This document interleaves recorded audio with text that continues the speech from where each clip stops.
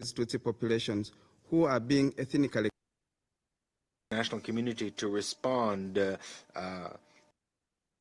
Operations as one of the troop contributing countries requests the Secretary General and MONUSCO the presence in the DRC of communities until it ceases its support for the M23 and fully withdraws its army from the territory of the DRC, and denounce and sanction the Rwandan authorities' involvement in the illegal exploitation of the DRC's natural mining and agricultural resources. I thank you. I thank the permanent representative of the DRC for his statement, and I now give the floor to the permanent representative of Rwanda. Thank you, Madam President, for giving me the floor. Let me also take this opportunity to congratulate you on assuming the presidency of the Council this month. I also thank SRCG Bintu Keita for the briefing, as well as member states for their statements. Madam President, before delving more into the content of the report, allow me to provide some historical context to this Council on the root causes of the current crisis in Eastern DRC. The presence in the DRC of communities of Rwandan origin speaking Kinyarwanda, which is our national language, dates back to before colonial rule. After decades of divide and rule policies coupled with the stigmatization of these communities, who were considered as aliens by both post-independence authorities and the colonial ruler, there has been various attempts at denying these people their fundamental rights of citizenship, safety, and protection. This complex situation was aggravated in 1994 when the Eastern DRC saw a massive influx of people crossing the border, among which were the perpetrators of the 1994 genocide against the Tutsi in Rwanda. As a result, hundreds of thousands of Congolese Tutsi were persecuted and were forced out of their homes. They are now refugees living across the region with only one wish: returning to their homes in a safe and dignified manner. Madam President, given this historical context of the conflict and its root causes, it is striking to see that neither a military solution nor the scapegoating of Rwanda will be providing a lasting solution to this crisis. In 2013, an attempt to end this conflict by way of arms did not hold for long, leaving us to deal with the same issues over again. One cannot repeat the same process expecting different results. The security and governance failures of the DRC led to the mushrooming of illegal armed groups.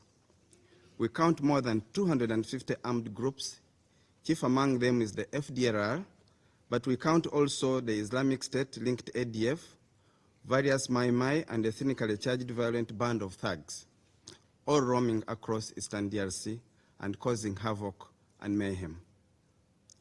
Despite numerous initiatives to resolve this situation, the lack of political will by DRC authorities to resolve the underlying root causes of the conflict brought us to the concerning security and humanitarian situation we witness today. In addition, Madam President, this midterm report highlights the importance of ownership by all parties in the peace process. So far, the international community and the DRC has failed to comprehensively ensure the protection of Congolese citizens, especially Congolese Tutsi populations who are being ethnically cleansed by armed groups, part of the coalition that MONUSCO supports. The report also highlights incidents that targeted innocent civilians. Rwanda takes this opportunity to reiterate its firm condemnation of the recorded attacks, including those against IDP camps, who were put at great risk by the presence of heavy weaponry in the vicinity of the camps, as documented by international organizations like Doctors Without Borders. Rwanda condemns with the same strength the attacks that claim the lives of UN peacekeepers. Such events are of grave concern.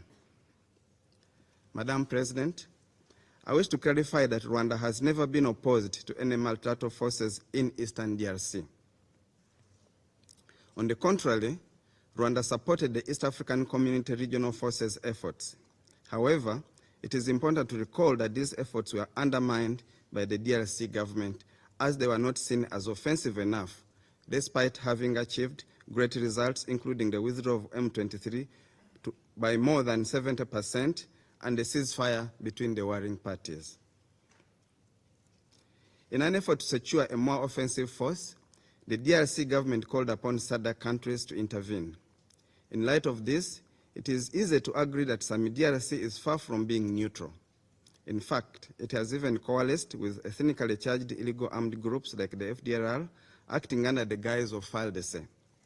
It is well known that FARDC operates and is embedded with FDLR and provides military, financial, and other support. This support to the FDLR poses a great threat to Rwanda's security, sovereignty, and territorial integrity.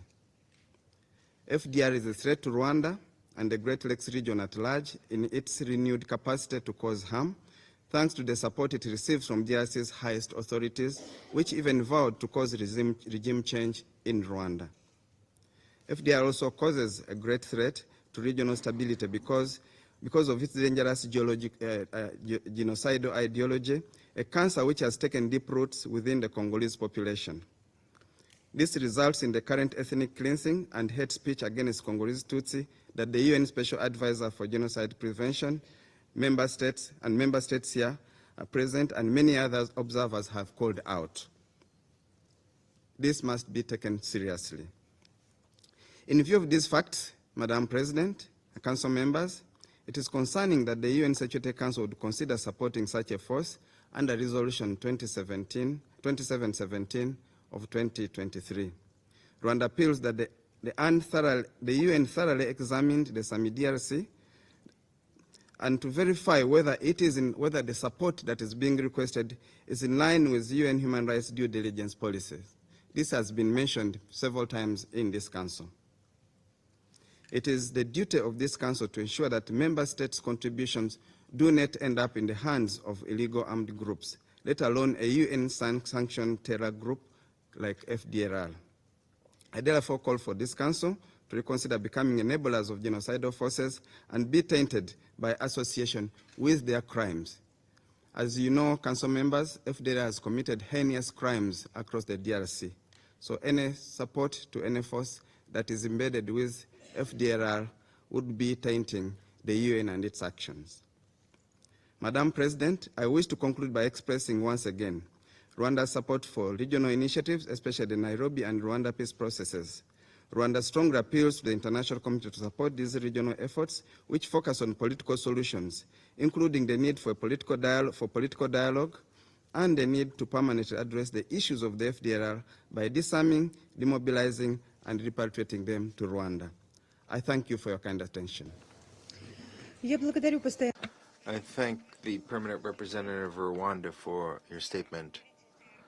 The representative of the DRC has requested the floor for an additional comment. I give him the floor. Thank you, Madam President. I apologize for having requested the floor once again, but untruths have to be denounced so that they shouldn't be pushed forward in front of this council, which is an important national institution. Madam President, the argument of the persecution of Rwanda, of English-speaking Rwandans, is fallacious. The DRC is bordered by 9 countries, nine countries, and the populations of these countries are within the borders of the DRC, which in fact forms the DRC. We have on our territory Angolans, people from Gabon, from Central African Republic, from South Sudan. We have Rwandans, we have Burundians, we have others, Indians. All the countries bordering us have nationals living in our territory, living in peace with our territory. So it is absurd to believe that we would only persecute the Rwandan nationals. There would be no reason for us to do this. Secondly, the root causes of the conflict. We explained it already at this council, starting in 1994 when the genocide occurred. The genocide occurred in Rwanda between Rwandans, and the Hutus, which is a majority of the population in Rwanda, were welcomed by the Democratic Republic of the Congo following a military operation authorized by the United Nations. They took refuge in the east of the Democratic Republic of the Congo. According to Rwanda, they represented a threat. The Democratic Republic of the Congo even accepted to conduct joint operations with the Rwandan army, precisely to attack the FDLR.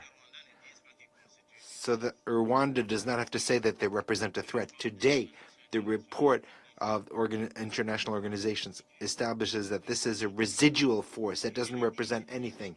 And I've stated here in front of this council, Rwanda has already declared that FDLR is not a threat to its security. Why does it continue to state the same thing? And finally, Madam President, as far as the support for Samir DRC, we think it's absolutely normal that we should request this kind of support and that SADC should intervene, because we have on the territory of our country a country that is an invader. And this Security Council is a Security Council of the United Nations, which knows that a military intervention of this type, an aggression, must be repulsed, pushed back by the international community. That is all that we're asking. We're asking Rwanda to go back home so that we remain good neighbors and to engage in discussions. As long as they remain on Congolese territory, any discussion will be very difficult. Thank you. I thank the permanent representative of the Democratic Republic of the Congo for his comment. The list of speakers, there are no more names on the list of speakers, and I now invite council members to informal consultations to continue our discussions on the subject. The meeting is adjourned.